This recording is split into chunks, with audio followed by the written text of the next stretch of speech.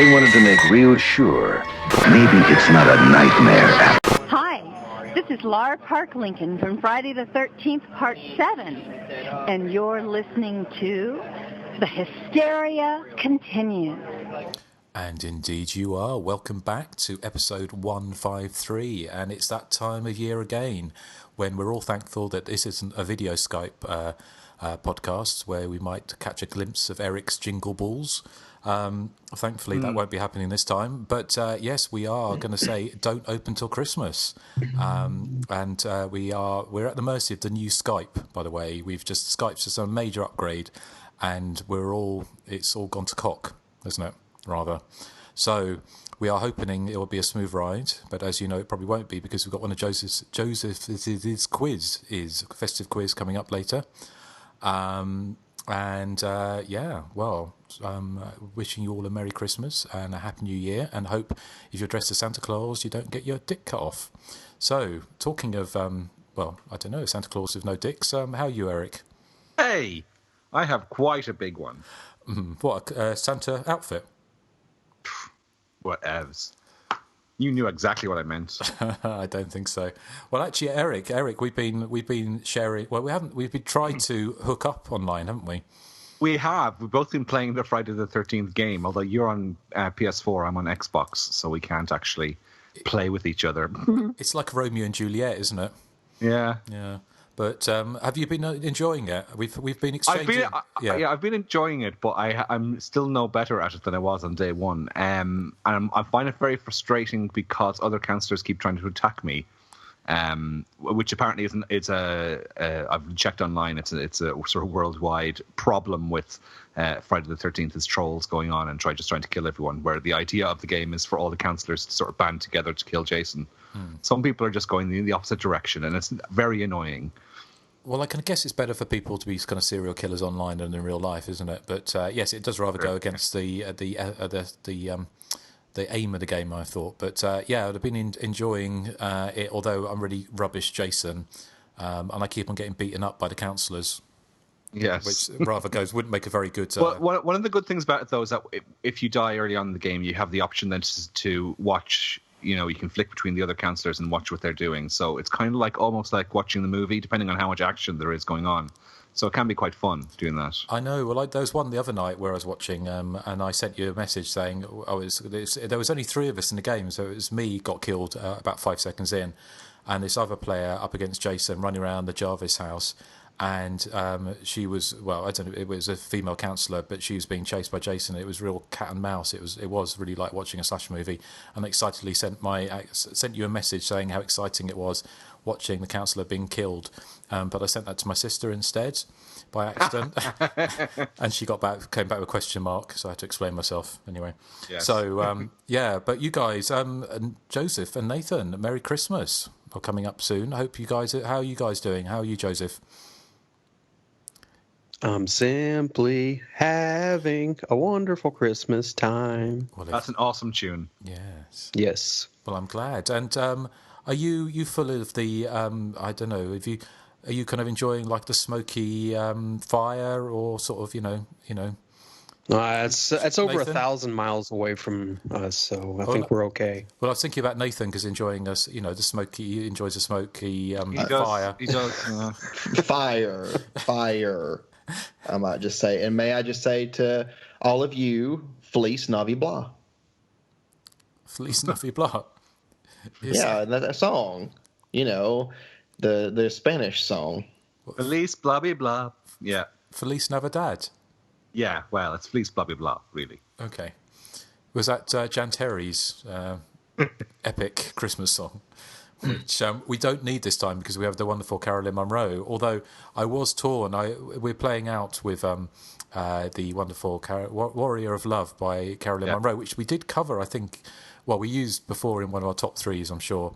But then, but I do remember. I don't know. We'll talk about the film shortly. But there's on the Mondo Macabro DVD release of this a few years back, there was a 52-minute making of, which featured another song, wasn't it? I can't remember how it goes now, but it's something like I just want to chop people up or something.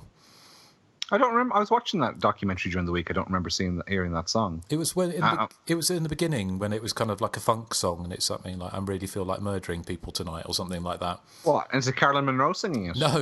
It's just over. It was over the opening montage of the Wax Museum. Right. Yeah. So anyway, well, we'll be coming on to Carolyn Monroe and all the other. Justin would like to, or Joseph would like to. I mean, and all the different people playing Santa, and the interesting history that this film has, which is quite a car crash of a movie in lots of different ways. Not least of all, even it's probably the only slasher movie, or I don't know if it's the only slasher movie that two cast members committed suicide after making it. But which seems to be actually a common thread, doesn't it, rather with slasher movies? But anyway, we'll move on to those macabre. How dark! How dark! I know, and at Christmas as well. It's like Gremlins. Well, let's talk about what we've been watching before we go into that. So, Joseph, what have you been watching recently? Not a goddamn thing this week, Really? Justin. Oh, Not one damn thing. Though I did read The Disaster Artist, the book, basically prepping for the movie, which opens tomorrow here. Our good friend Johnny Krug sent me a copy, and it's a page turner. I loved it. Erik was right. Gives you real insight into the demented mind of Tommy Wiseau. It's just a very, very good book, and I can't wait to see the movie tomorrow. excellent. I saw The Room for the very first time. Oh, you did? And yeah, no, I kind of it was. I kind of guess it's one of those things that have been built up so much that I think it probably will, like a fine wine, it will get better on repeat viewings. There were bits of it which I thought were astoundingly odd and funny and strange, but there was an awful lot of sweaty kind of softcore fumblings which did test the patience, I must admit. Mm-hmm. But it was a kind of it's the kind of film that I wish I knew nothing about. It's a bit like when I first watched Troll 2, and then before the internet, pretty much. Well, not before the internet, but certainly before it became like we talked about this before it became it's called Celebre and such a celebrated bad movie, that I kind of discovered it and actually got friends around to watch it before everything had taken off. So I kind of, because it's almost I've been scared to watch The Room, partly because I was just kind of, I don't know, I just thought it would be a letdown after eventually seeing it, and it kind of was and it wasn't. So it's a film that I'm kind of looking forward to going back to, but I'm really interested in seeing The Disaster Artist and maybe reading the book. So now I'm glad my cherry's been popped, put it that way. So Yes, the book is a definite page turner. I finished it in a couple of hours actually, and it's almost a 300-page book. So cool, excellent. Okay, well, have you seen The Disaster Artist? I think you talked about it last time, Erik, didn't you? Or I hadn't seen it on the last podcast, but I did. I saw it last week, and I thought it was brilliant. As Joseph was saying, the book is 300 pages, and the film has to condense that down into I think it's about 95 to 100-minute movie.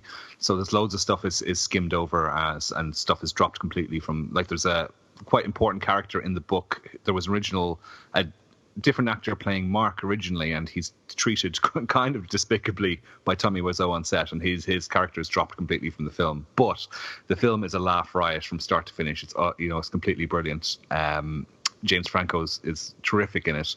There are moments in it where Tommy Wiseau is really, really likable, and then there's times where he's acting up on stage, and you kind of hate him, but by the end of it, you want to just climb into the screen and give him a big hug and reassure him that everything's going to be okay, because it's that kind of feel good movie. I really liked it. I'm hoping that Nathan and Joseph like it too, because I've kind of built it up for them now. excellent. Okay, well, that sounds I'm going to catch up with that soon. So thank you, Joseph. Anything else? No, I've been preparing this quiz for the last, I spent 20 minutes on this quiz, so I didn't really have time to watch any movies this week. Oh gosh, it's going to be all right. You're going to be. Yeah, I am out of retirement just for this quiz, just for the holidays. So Nathan will have to take care of the rest of the quizzes. But I hope you guys will. Totally fine with that. Yeah, I hope you guys will enjoy this one though. Excellent. Okay, well, thank you very much, Nathan. Have you been watching Cheech and Chong movies? No, but I've watched a lot of stuff. Okay. That's exciting, isn't it? So I watched Stranger Things. I watched the second season, even though, I know Eric's not a fan and Joseph, he didn't like the second season, or he just kind of was over it. But I kind of started feeling that way. No, sorry. I watched the first episode and I just couldn't force myself to get back into it. So anyway. It took a few episodes for me to really get into it, but I finally did. And I started liking the show by the end. So I started really getting into what was going on screen. So it was entertaining. Well, it's very entertaining, isn't it? It's just not. It's very derivative. Are you talking about the show or the second season in general? What, me or Nathan? Well, I would say derivative probably would fit the whole show in general. Mm. No, I don't mind that. You really enjoyed the show, but I thought, were you talking about you didn't really get into it until the second season, or you didn't really get into it till the end of the first season? No, what it was for me is the first few episodes didn't do anything for me, the first season of Stranger Things, but then I started really liking it as it went along. It just took a little bit longer for me to get really invested in the show, whereas most people would tell me, oh, I was invested after the first episode, but for me it took a lot longer. Sorry, I just took a big gulp of Shiraz then. So I stopped talking too early. You did. So anything else, Nathan? Yes, I also watched a new. I thought it was going to be more of a horror film, like the Belko Experiment, but it's kind of probably more on the action movie level. It's called Mayhem. And I found the plot interesting enough to make me want to watch the movie. It's basically there's some virus that basically makes you act out all your base instincts, like impulses. Like if there's somebody you don't like and you want to punch them, but of course, normally we wouldn't do that in society. If you got infected with this virus, you would just do it without thinking about it. So this whole office building gets infected with it, and so everybody's beating each other up or having sex on desks, basically doing exactly what they want to do that day, but some people want to kill. So that's kind of where I thought the horror element would come in, but it does play out more like an action movie, but very over the top. But I thought it was a lot of fun. Was that the one with the dude from The Walking Dead? Yeah, the Asian guy. Yeah, but I wanted to check that movie out.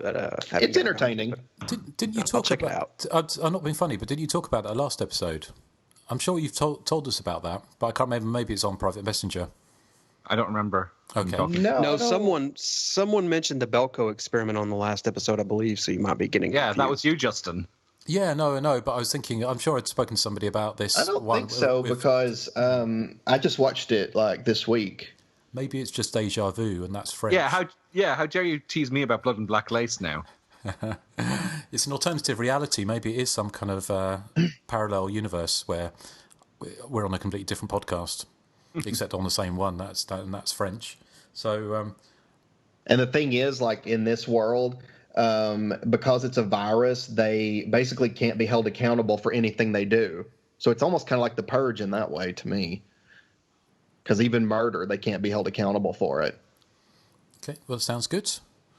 Sounds good. So, well, thank you, Nathan. Anything else? Because obviously you don't want any Christmas rhubarb. Yes, because I've got two more. Okay.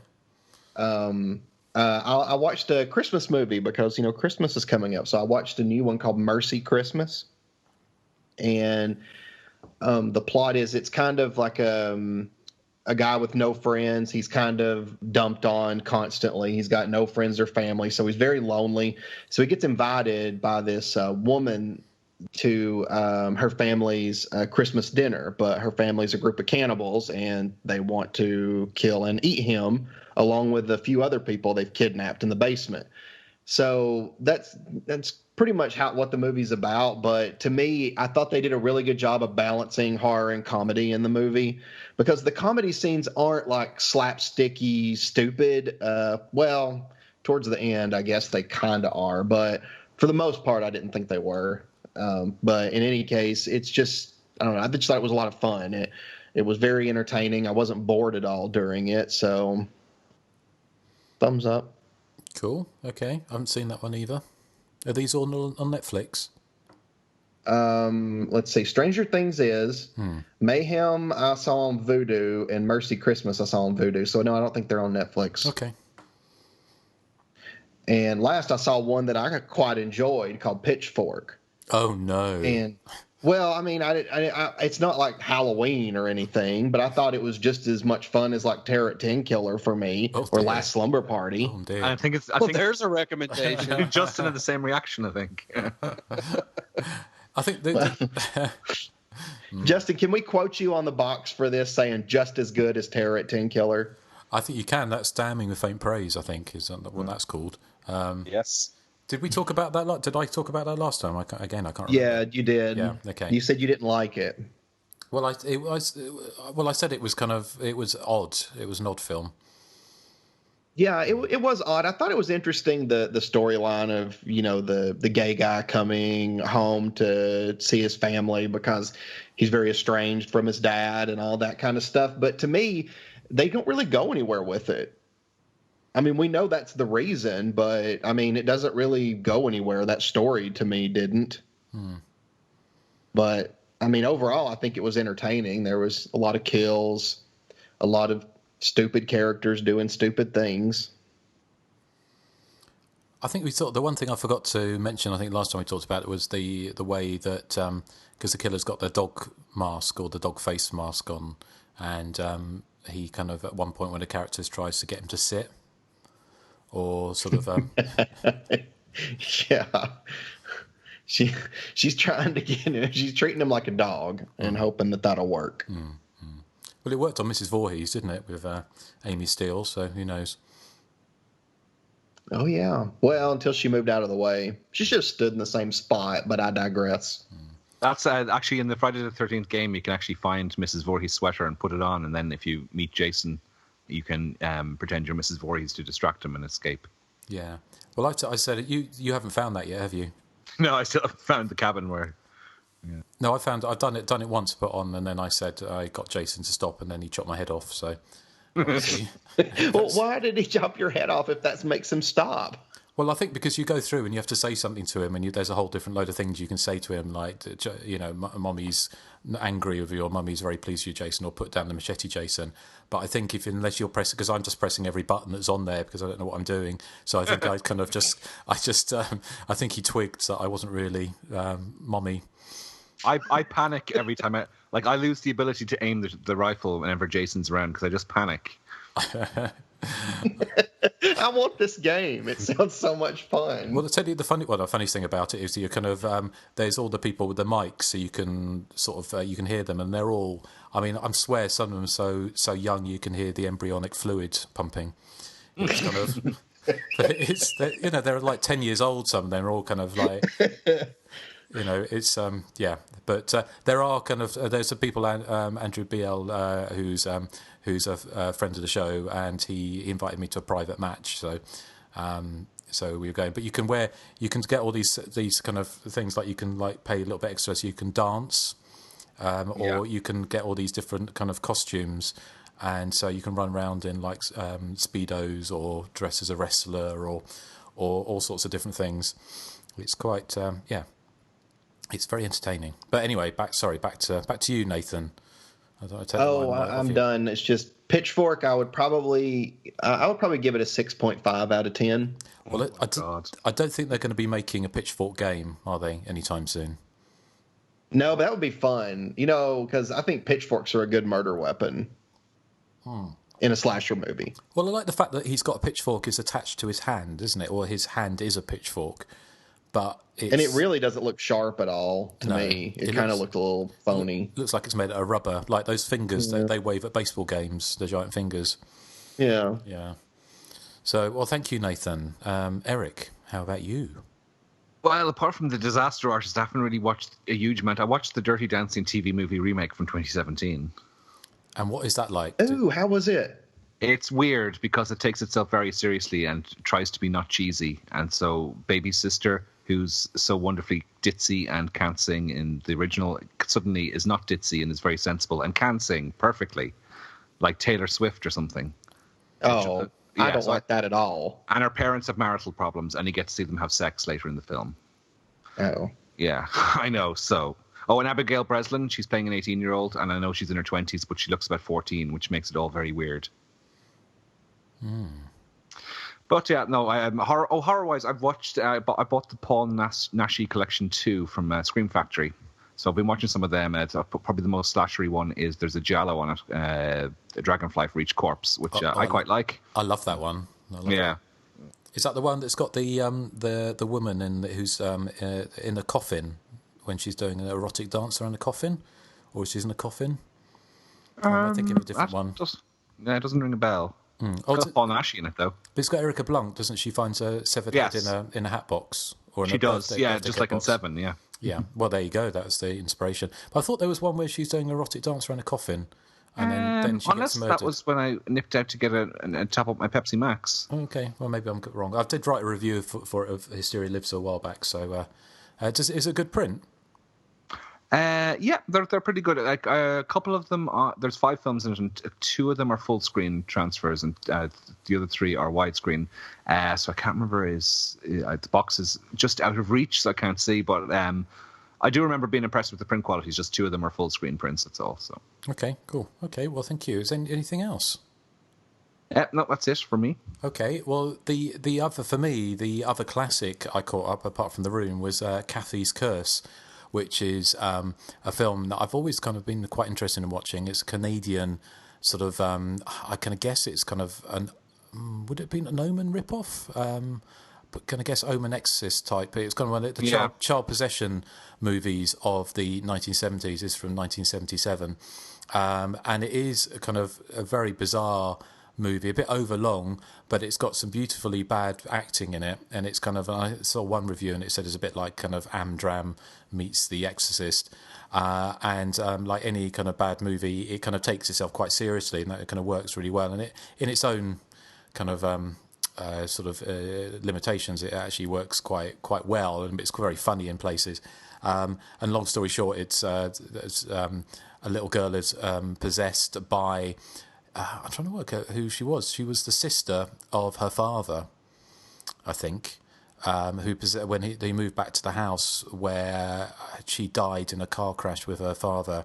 And when the little girl moves in, his daughter's possessed by Kathy, who basically makes her say swear words and go up to people and say, "You female cow," and things like that, or sort of very strange things. But there's if you look on YouTube, the best scene is the séance where they have this kind of nosy neighbour comes round and just suddenly says, "I'm psychic," and decides to hold a séance in the house, and then all hell breaks loose.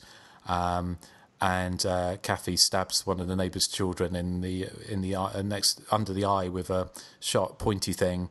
And everything just it all goes very bizarre. And even though this woman's daughter has just been stabbed under the eye and she's bleeding, she can't help but be polite and thank them for the coffee when she leaves, which was just, you have to watch it, it's very funny. But this is one that you've all seen, isn't it, I think? Yes. I really like this. Mm. I loved it. Who did you think was a bad actor in it, Justin? All of them. There's quite a lot to choose from. I love the fact when they come back and the father says, "Oh, I haven't been here for years," and blah blah blah, and he kept on walking around the house and spends about 10 minutes going, "Oh, this couch. Oh, this is where Daddy sat. Oh, this chaise lounge. This is where Mummy reclined." And he went, "Oh, I wonder. Oh, yes, here it is." And there's this naked figurine of this woman on there, and he sort of says, "This is my best friend when I was 4 years old." And just things like that, just like great little touches. But I like that scene where the old man is sitting at the table for about 25 minutes, and snakes and stuff crawl all over him. Well, yeah, it seems to go on forever. Well, I love the fact that the father goes away, and the mother's kind of constantly have a nervous breakdown, and the father goes away and leaves the little girl with the handyman, who's clearly a terrible alcoholic, and then Kathy just keeps on feeding him alcohol, which must be an awful thing. But yeah, so that was that was fun. The other film, I can't remember. Did I mention? I know we talked about it on Private Messenger, but was The Honeymoon from Hell, aka Legend of Alice Flagg, which was directed by our friend of the show, Jake Helgren.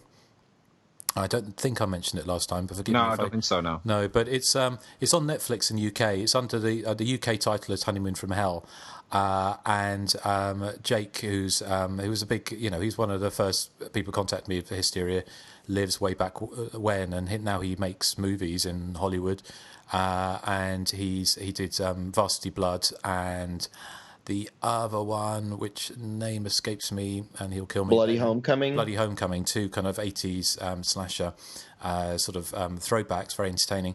And this one has a kind of bit of a slasher thing going on in it, but it's kind of it's a young couple go on a honeymoon to this place where there's storms constantly. It seems to be coming forever.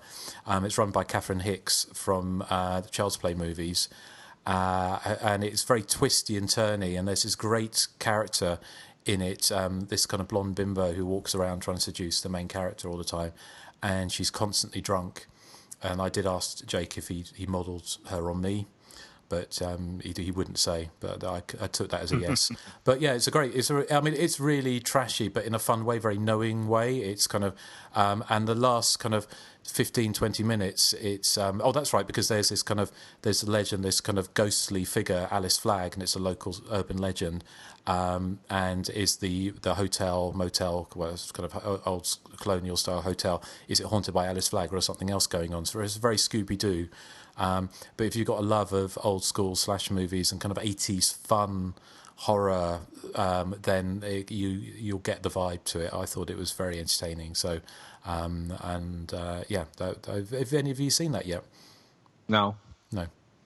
Nope. No, I'm not sure if it's out on American Netflix, but if it is, or if you only have a chance of seeing it, then definitely worth checking out. So, where did you see it? It's on Netflix UK. Oh, is it? Okay. Yeah, it's called Honeymoon from Hell in the UK, but it's The Legend of Alice Flagg in the States. It's a couple of years old, so yeah, definitely worth checking out. So, well, I think that's everything I've been watching of note. So, shall we jingle those balls and get on to Don't Open Till Christmas? So, are you going to come in, Erik? My mouth. Oh my goodness! Should we do the quiz first? Oh gosh! Oh, forgot. Yeah. Okay, we could do the quiz first or after. What would you like to do, Joseph? It's probably best to do the quiz now before I've had another half a glass of Shiraz. Yeah, let's do that. Justin, you need to lay off the charades. Charades. Well, I've got a quiz jingle here as well. It's not. I couldn't find a Christmas one, but I thought so. If you want to come in after this.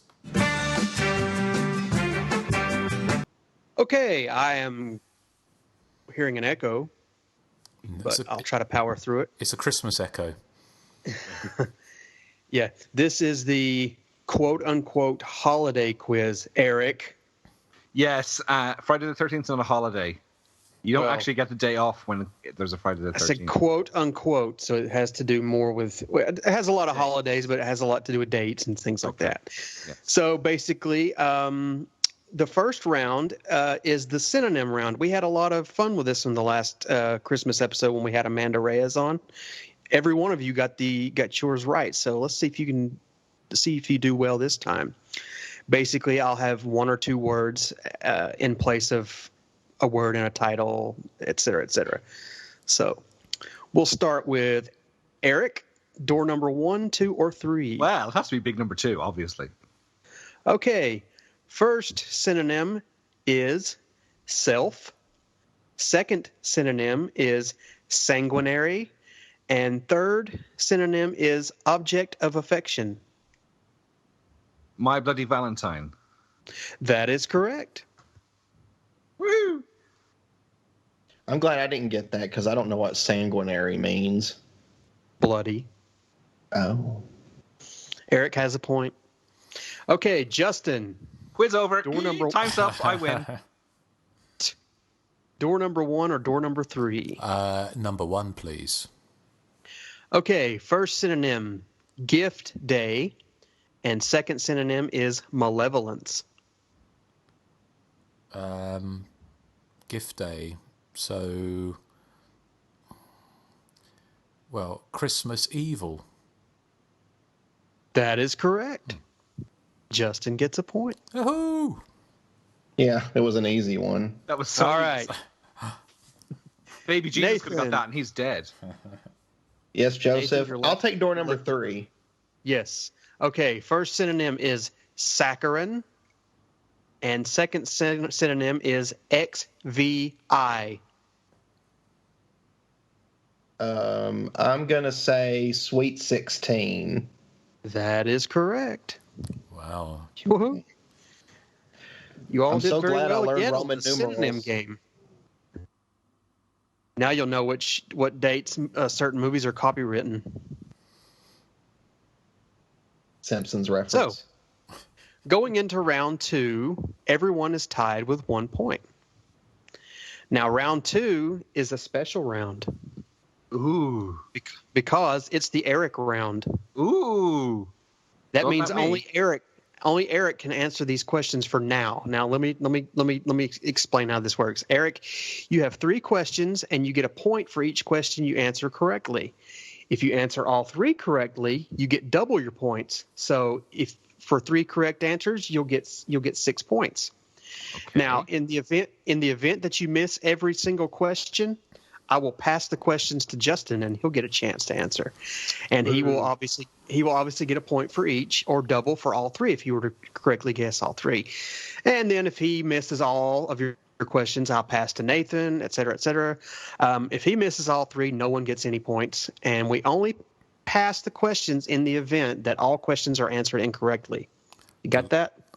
Yes. Could you repeat that? Okay, Erik, this is your round, and your theme this round is holiday, in quotations, fashion and music. Okay. Are you ready, Erik? I'm ready. Okay. Okay, number 1. In Friday the 13th, Part 5, A New Beginning, when Violet is dancing to the pseudo-echo song, Roy enters the room and we see a shot of his bloody hand turning the doorknob. What lyrics do we hear as we see his for bloody hand? Fuck's sake.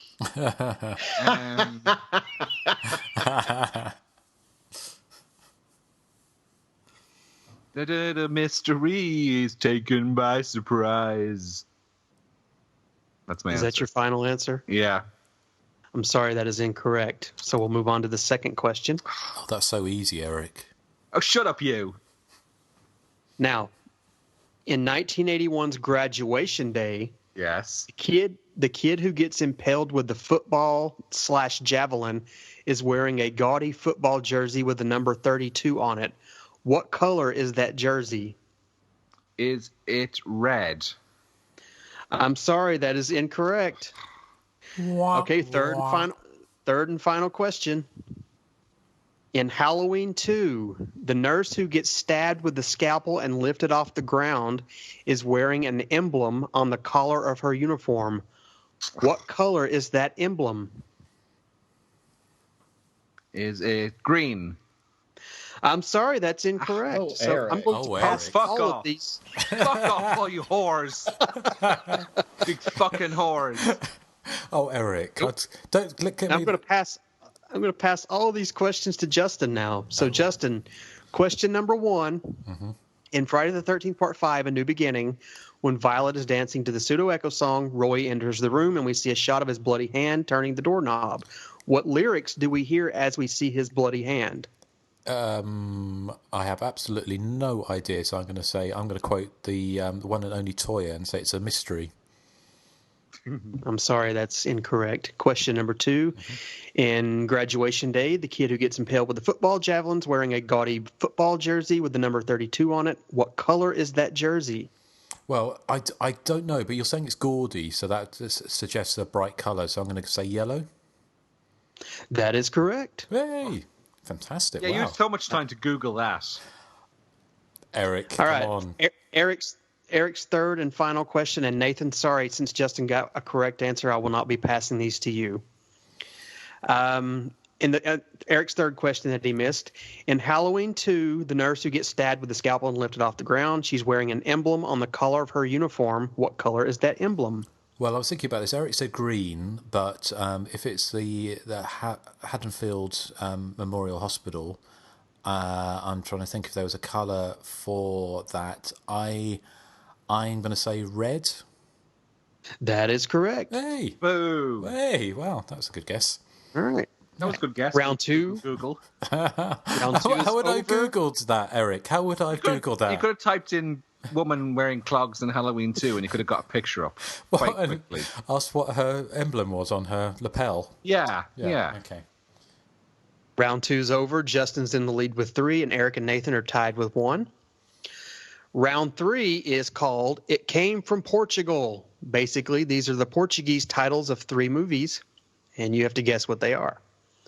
So we start with Eric in the first round. So, Justin, door number 1, 2, or 3? Number 2, please. Okay. Aniversario Sangrento. Well, it's Anniversary of Blood, sounds like. I might be wrong, but Anniversary of Blood, so Bloody Birthday? That is correct. Yeah. So easy. I think it's Why don't you just sleep with Justin if this is where you're going to be? Well, we knew this time would come. Yeah. Nathan, door number 1 or door number 3? 3. Anniversario Macabro. Let's see.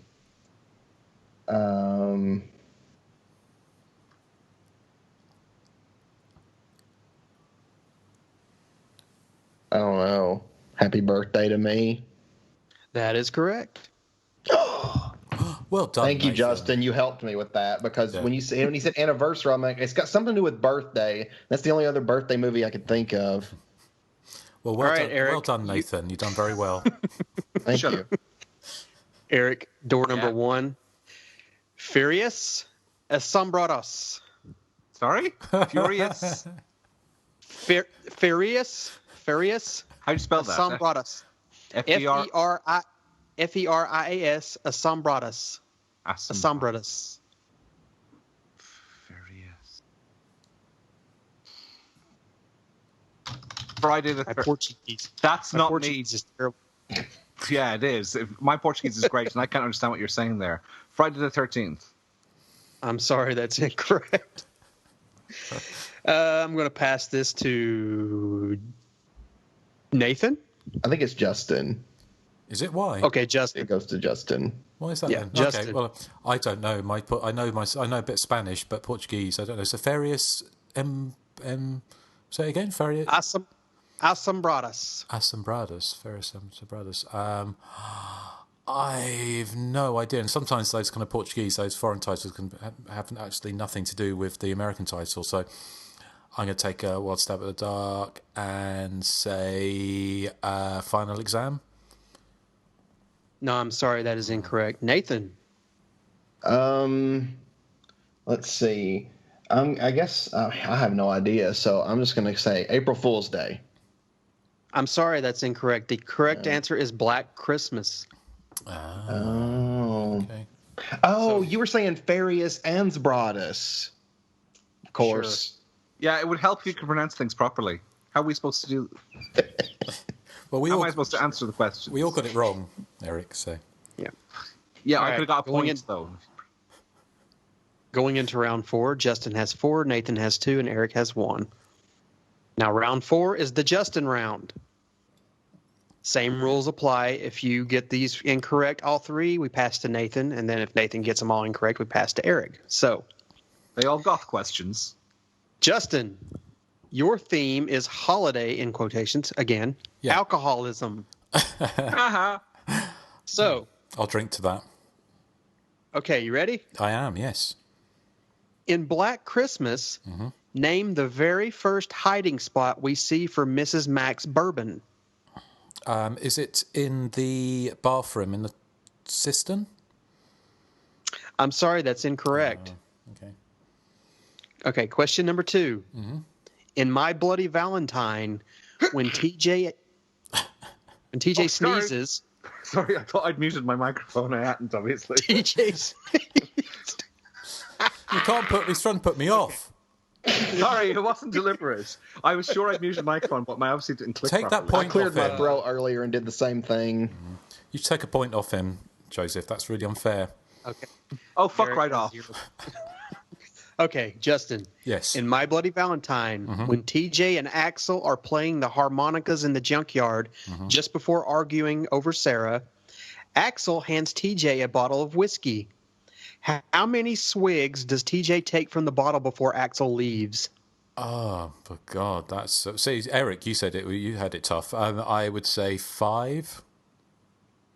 I'm sorry, that's incorrect. Okay, your third and final question. Yeah. In the Mutilator, a.k.a. Fall Break, see, it's a date. What does Ed Sr. Oh, it's not really a date. It's more of a season. Well, it's got dates in it. People go on breaks during fall, so shut up. You shut up. In this movie, what does Ed Sr. do with the whiskey he pours after discovering his dead wife? I thought you were going to ask how many 6-packs do they buy. What does he do? He doesn't he give it to her?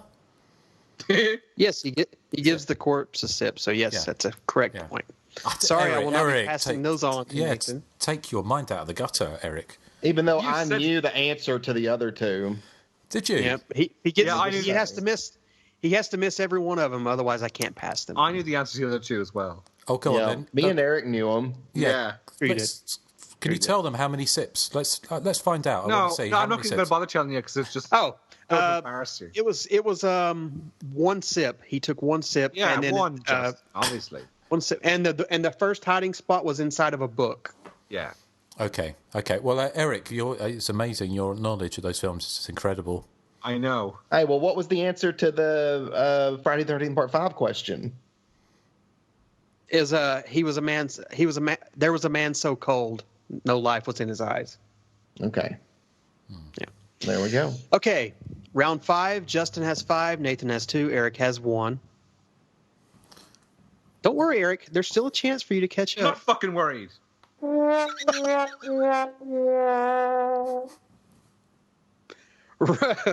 Round 5 is holiday body count. Basically, you tell me how many people die in these quote unquote. Yeah, you get the point. So, Nathan, door number 1, 2, or 3? I'll go with 2 this time. Okay, how many people die in prom night? Prom night. Everything is all right. Let me think on this, because I don't want to forget anybody. All right, so you got Robin and To yourself. I am being myself. I said to yourself. Why? It's a joke. Oh, I don't get it. Justin's typing. Justin I'm is not typing. That's not me. That's Justin. Eric, come on. Have some dignity. Oh, goodness. My mind is so blank. I'm just going to take a shot in the dirt and say 6 people. I'm sorry, that is incorrect. Eric. You're incorrect. How incorrect is he? I'm not. He's incorrect. That's all I'll say. That. He's incorrect. Okay, it's Robin. And there's Chick in the Van. Prudy Chick. That's not me. 8. That is correct. Woo! I think you're In your counting people who face, didn't really die. Who didn't really die? I think Joseph's counting people that didn't really die. Who didn't die? What does Hysteria... Who didn't die? Alice, she didn't die. What does And neither did the thuggy guy who got decapitated and his head rolled out onto the catwalk. He didn't die either. Yeah, he's still alive. They were able to reattach it. They froze it. Put it back on. He works at Meineke now. How many points do I have now? You have 2. Woo! Okay, Eric. Yeah. Door number 1 or door number 3? 3, please. How many people die in Friday the 13th, the final chapter? Ooh, that would be quite a lot, I would say. I'm going to say 12. I'm sorry, that is incorrect. Justin. 13? I'm sorry, that is incorrect. Nathan. Oh God. 15. I'm sorry, that's incorrect. The correct answer is 14. You were hovering. No. Oh man, and I jumped that one. I thought, no, maybe it's 15. Well, horse feathers. Absolute total horse feathers. Okay, Justin. Okay. How many people die in He Knows You're Alone? That has to do with wedding dates. Erik. Yes. He Knows You're Alone. Well, let's have a think. If this is your criteria, like My Bloody Valentine, or sorry, something that doesn't have a date in it, what am I thinking of? Just be thankful that I came out of retirement and Justin's winning the quiz, can't you? Yeah, please be thankful. Well, I'm thinking those the couple. Does it? Can I just ask something? Does it count when it's not real people dying, as in like movie within a movie? Because Do what? well, He's because saying if somebody dies like in a movie, because in He Knows You're Alone, they're watching a movie in one scene, Well, and a actually, couple dies in that movie. Does that count? Russell Todd. yeah. Well, I got the body count from your site, so Would you count it, Justin? Then Probably would have counted it. So it'd be the two. Well, those two people, the woman in the movie theatre. Then Tom Hanks doesn't die. I'm going to take a guess of 7. that is incorrect. So I'm going to pass this to Nathan. Lord, I'm jumping again. 9. That is correct. It was right to jump that time. It was well done, Nathan. Thank you. How come you All don't right, say so well proud done of to me myself. when I get a point? Well done, Nathan. I hate you. Okay, 6th and final round is the Nathan round. Oh yay! I like Nathan rounds. And your theme, Nathan, is holiday, in quotations, bad movies. It's not things up his alley, no? And Joseph, FYI, Silent Rage is not a holiday, right? Because not in that's here, just so- god awful. Well, it takes Okay. place it takes place on a day of the week, which would fit your criteria. Okay, Nathan. How come you're ignoring me? Because you only got 2 points. You have to have more than 3 points for me to acknowledge you. Yeah. I hate you. Nathan, Yes. in Home Sweet Home, just before Body by Jake strangles the motorist and steals his vehicle, what does the motorist say to Body by Jake? I don't know. I focused on mistake that whole time. I'm gonna say, may I help you? I'm sorry, that is incorrect. Oh, I got the accent Okay. right. Now, the second is name the tagline to Honeymoon Horror.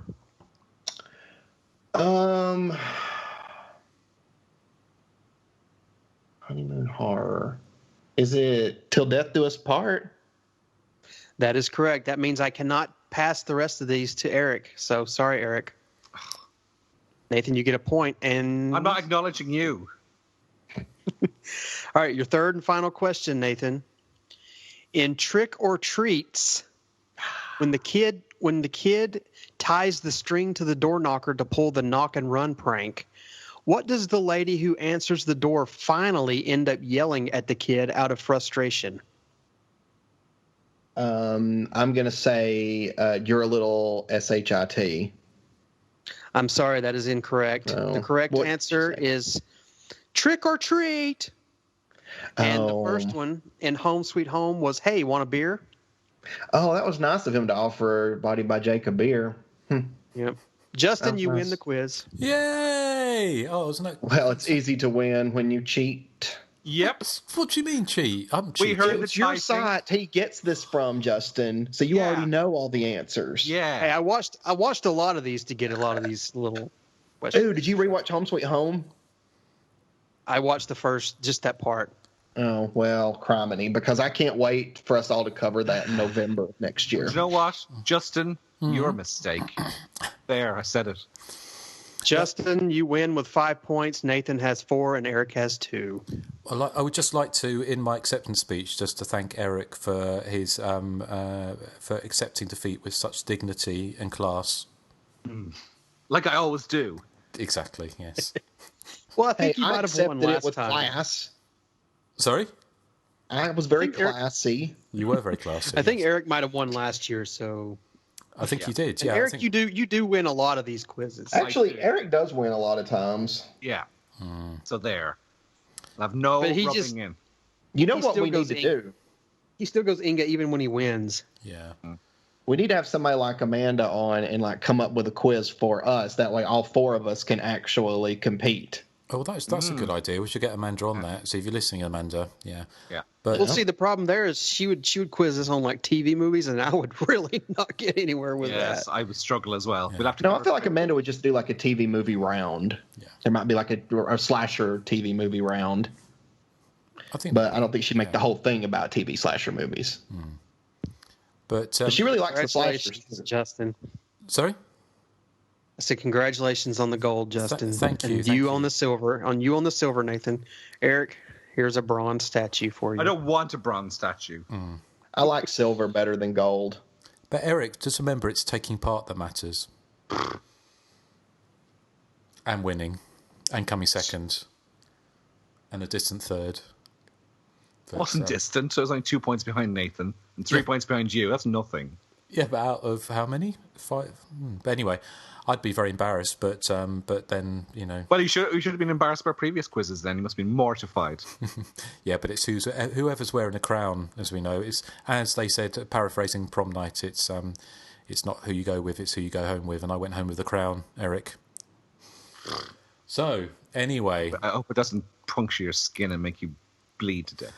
okay. Anyway, let's move on. While Eric has a little cry in the corner, licking his wounds. That's what he calls it. It's Christmas time in London, the season of goodwill to all men. A time for celebration, a time for family, a time for presents.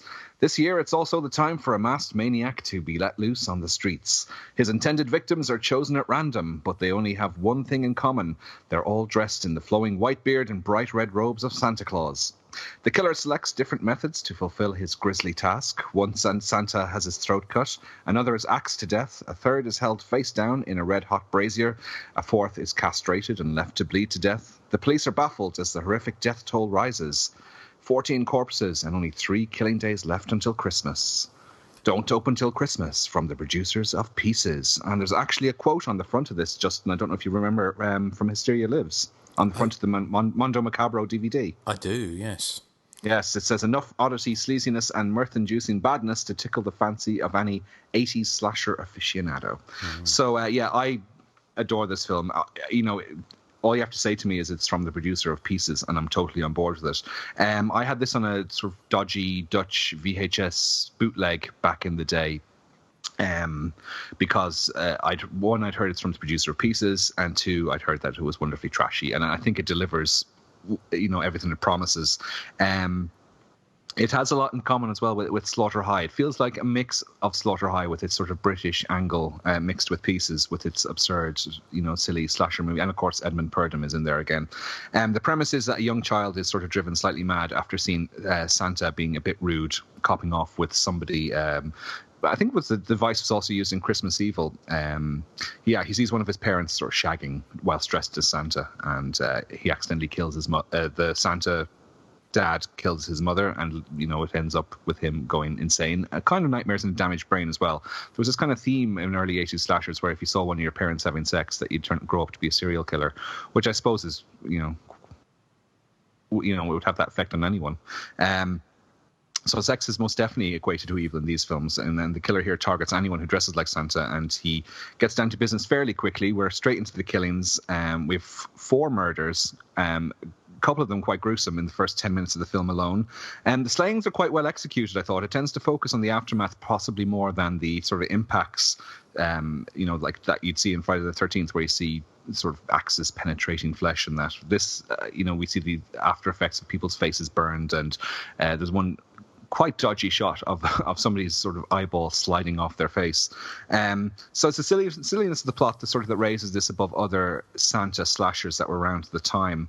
A poor girl witnesses her father being murdered in the opening scene, and a few days later her boyfriend is trying to coax her into doing a topless lesbian nude photo shoot to help out a friend. he says to her, "You could wear a wig. No one would know it was you. It's a quick 50." Completely oblivious to the fact that she's mourning the death of her father, who not only has he died, but she watched him being murdered in a nightclub a few nights earlier.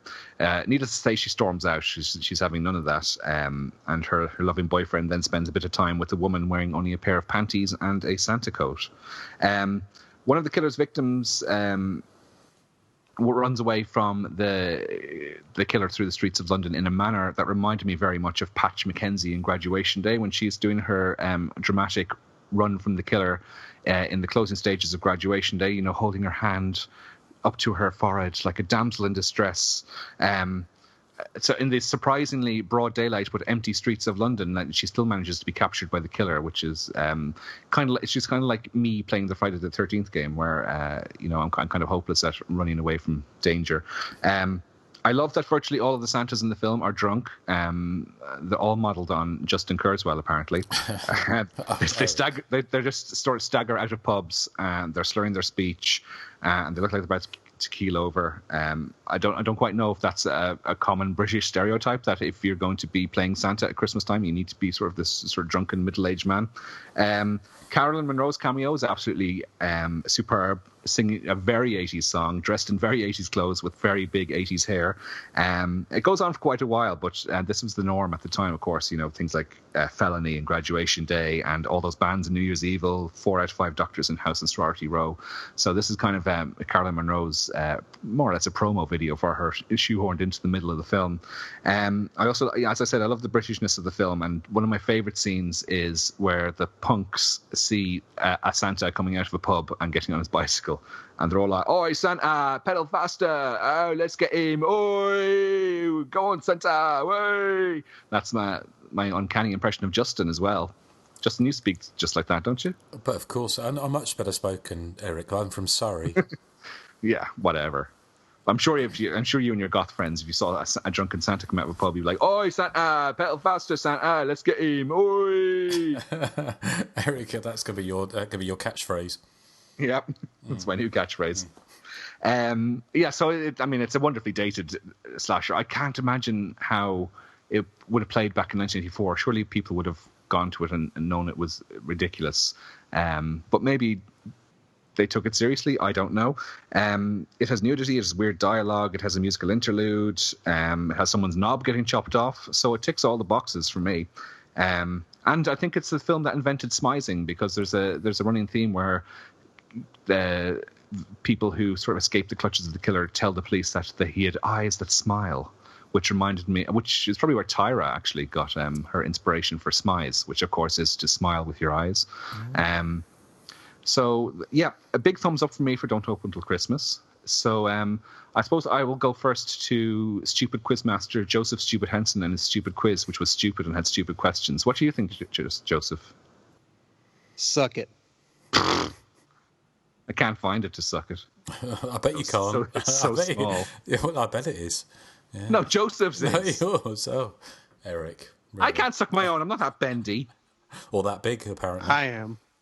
I'm that bendy, Erik. No, I love Don't Open Till Christmas. I think it's so laughably bad. It reminded me a lot, like you said, it reminded me of a cross between Graduation Day and Pieces. Some of the most howlingly awful dialogue I've ever heard. I love the "My father was just murdered. I'm too distracted."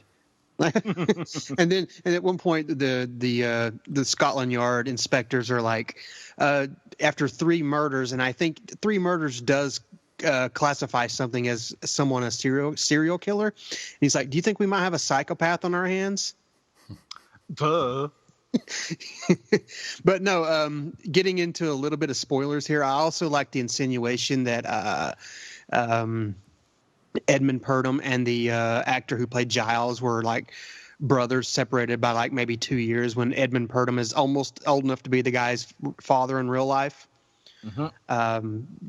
Basically, as we find out, the killer is the fake reporter Giles, and Edmund Purdom, as the Scotland Yard inspector, is his brother. Getting the spoilers out of the way now. I also like the final girl who spends most of the last part of the movie running around in a shirt that says titty. I know. No, And she does work Yeah, in a place of ill repute, though. So ish. yeah. But I love that she just constantly wore that shirt. The ending reminded me a bit of a more a sillier version of Final Exam with the killer falling to his death, like the killer did in Final Exam in the Bell Tower. I don't know. It's just very trashy. I love the idea of all these drunken Santas getting killed off one by one. And some of the murders are, appropriately gory, if not goofy, with the bad effects. And I was laughing at one point because I was reading Justin's body count on this, and he obviously, when he reviewed this film, he obviously saw the cut version because in his body count he put "woman is strangled," and then the next shot she's covered in blood. He's got like 1,000 question marks. So it's just the way he put it on his little body count. Was very amusing. But no, as we see in the uncut version, she's strangled and then stabbed.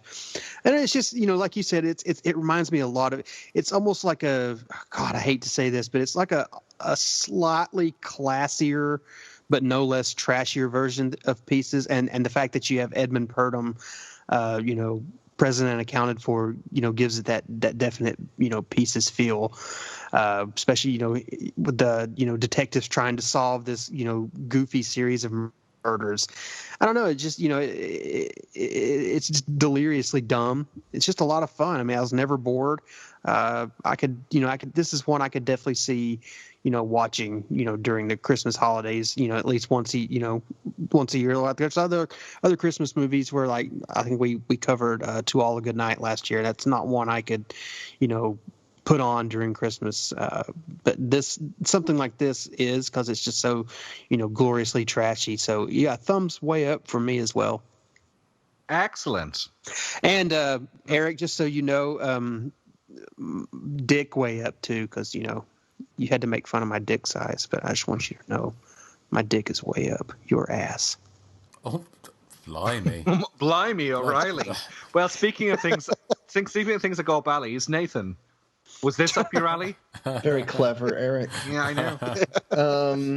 I love this movie. I will say, though, that amongst the cheesy campiness of it, it kind of has a mean streak as well, because I was thinking, I felt bad for the daughter because, she sees her dad get killed. And then, like you said, like even a couple of days later, her boyfriend's trying to get her to pose topless. And then she just ends up dead. I'm like, no, that just really stinks. So I was like, I don't know. I thought that was kind of sad in the movie. I felt bad when she died. I was kind of hoping they wouldn't kill her.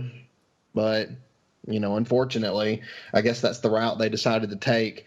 I loved the Kelly Baker in the movie. She was the woman that was also in Slaughter High.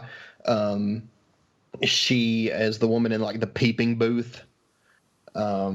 I love the dialogue in the beginning that was played in the intro where she's giving off all the prices to the... only £5 to see her tits. Oh, yeah, no, I was like, that's like really cheap, wasn't it? I thought they would charge more than that.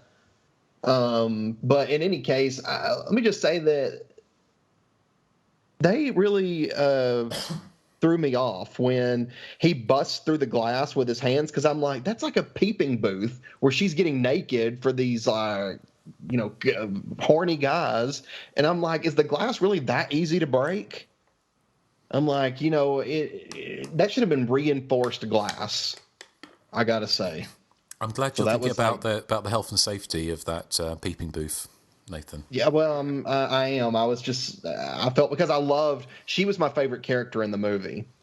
And it really stunk that, she was let down by some faulty glass. So she's basically the final girl then, is she? Kelly Baker. Pretty much. And it's weird because I thought the daughter was going to be the final girl. Yeah, which is interesting. But Kelly Piper is listed on IMDb as being Experience Girl. So she doesn't even have a character name, apparently.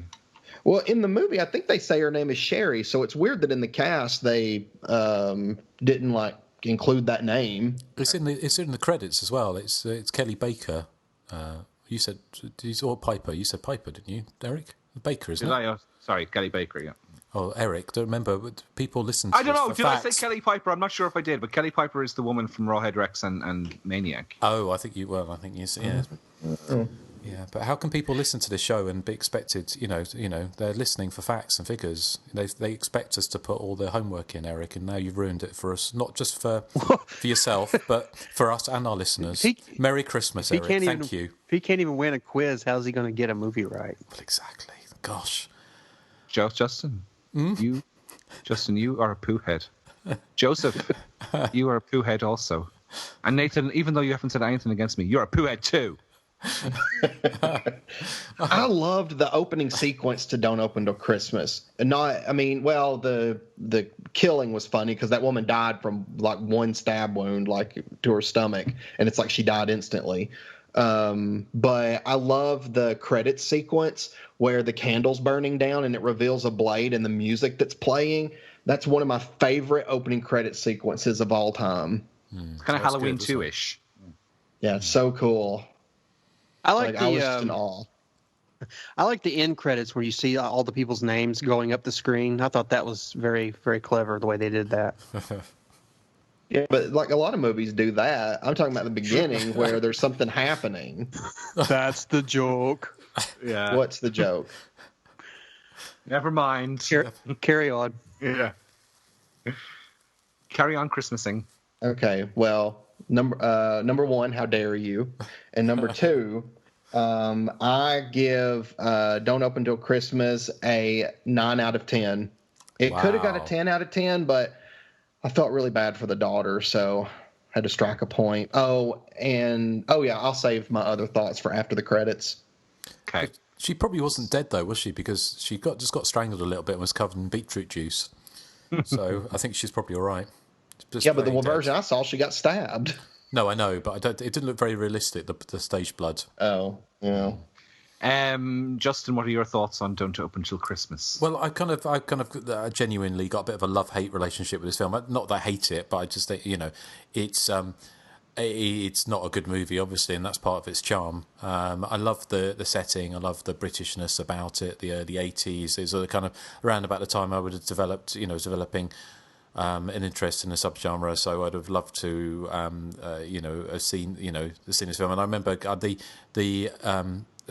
Joseph was mentioning about the review on Hysteria Lives, and I used to have the old UK VHS, which was cut by over 2.5 minutes or something. So most of the gore stuff was cut out. So that explains why the confusion. But yeah, I mean, it kind of reminded me a little bit, almost like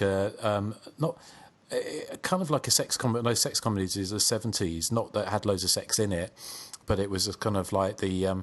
It was almost, like an American Werewolf in London when they're at the cinema and they're watching that film at the cinema, and it was like those 70s British sex comedies where the acting is really bad but really funny, and it was kind of felt like that all the way through. And partly we'll get on to, obviously it's very, very troubled history. I think it was a complete nightmare shoot, which kind of took kind of 2 years and about 4 directors to finish, which we'll talk about in a minute. But yeah, there was lots of bits in it to kind of love. I mean, I think, when this was being made, I would have been 13 or 14. So I would have just been just a little bit that age where I was starting to, I would have stopped believing in Father Christmas. But, you can imagine sort of any kid sort of like a bit younger watching this would have been traumatized for life, I would imagine. It's not as... Helen Lovejoy. No, I was going to say, but like I know Silent Night, Deadly Night got all of the accolades, all the kind of protests and stuff. But I think that Don't Open Till Christmas is badder taste than Silent Night, Deadly Night, in so much it's rather than having a killer Santa Claus, it's the twist is obviously you've got someone killing Santa Claus, but the ways they're doing it are like proper sleazy. You mentioned about the red hot brassiere, but I don't remember a bra in it, Eric. Did I say brassiere? I think I thought you did brazier. too. Yeah, brazier. Oh, well, is that okay? Is that not the same brazier. thing? But was it? It's a brazier. Is that like where you roast chestnuts on? Must be, yeah. Okay, well, but like they having sort of Santa's having his knob chopped off in Harrod's urinal. And I don't think for a moment that Harrods, I've never been to Harrods toilets, but I can't imagine they look quite as grotty as the one where the Santa got his knob chopped off in. Yeah. So just things like that were kind of great. I like, the casual homophobia, but done in such a kind of tongue-in-cheek kind of way. It certainly wasn't offensive about when the female, the nude model, goes outside and she's dressed as Santa Claus, but she's got this kind of Santa robe on, and they see some coppers coming down the street, and the guy, the main character's boyfriend, says, "Come on, they think we're a couple of gays," which I think it was in the beginning, but you played it. Just sort of things like that were kind of it was kind of, again, it was kind of felt like it was in the what's the word for it? The kind of the feel of those 70s sex comedies like Robin Asquith or something like that. So it wasn't offensive, but it was kind of cheerfully offensive or cheerfully un-PC, I kind of guess. But everything was very much tongue-in-cheek. I can't believe for a minute that even Edmund Purdom, after doing Pieces, would have thought that anyone was taking this seriously. And Dick Randall, certainly, I'm sure he certainly wasn't. And I think they were looking to capitalise on the success of Pieces and to go one further. And I know this film, I've actually got a one sheet for it that it obviously did get a cinema release in the States, and it's like a two colour, it's like a pink and lilac, but it's actually got a big red bow on it, a big proper sort of proper kind of satin or whatever bow, or sort of fake satin kind of bow stuck to the front of the poster. So, which is really trashy, and I was thinking, always kept on thinking how would they put that behind glass? But anyway, I digress. It's kind of really disorientated, and it's just kind of everything is just off kilter. It's not like a Maniac or Don't Answer the Phone or something where it's genuinely unsettling, as in it's so sleazy it becomes uncomfortable. It's kind of sleazy, but it's got seaside postcard sauciness and silliness to it, which is quite endearing. So it's not a good film by any stretch, but it's certainly an entertaining one. I really liked it. I would rate it higher than Silent Night, Deadly Night, which... Did we cover that a few years back? Yes, we did. Yeah. And I would agree with you, Eric, because I think Silent Night, Deadly Night's more... I think it takes itself a little, it takes itself too seriously, where this one is just so trashy and it's just fun. Has a more rewatchability factor. Justin, I sent you a clip there of, what's the actress's name again? Belinda Main. She plays the daughter in the film, and you were mentioning the behind-the-scenes footage that's on the Mondo Macabro DVD. Well, she's interviewed on it, and she's trying to very delicately sidestep giving away any spoilers. But at the end of the interview, she kind of let slip with a major spoiler. If you play that clip, I always find it quite hilarious. Okay, here's Belinda Piper. I'm playing a girl whose father has been murdered by somebody. We don't know who. I'm not telling. And she goes through various emotions of being frightfully unhappy. And she gets murdered at the end. Oops. Spoiler alert. I always find that very funny, yeah. And her name is Belinda Main, not Belinda Piper. You're so stupid, Justin. I'd be mortified if I was as stupid as you.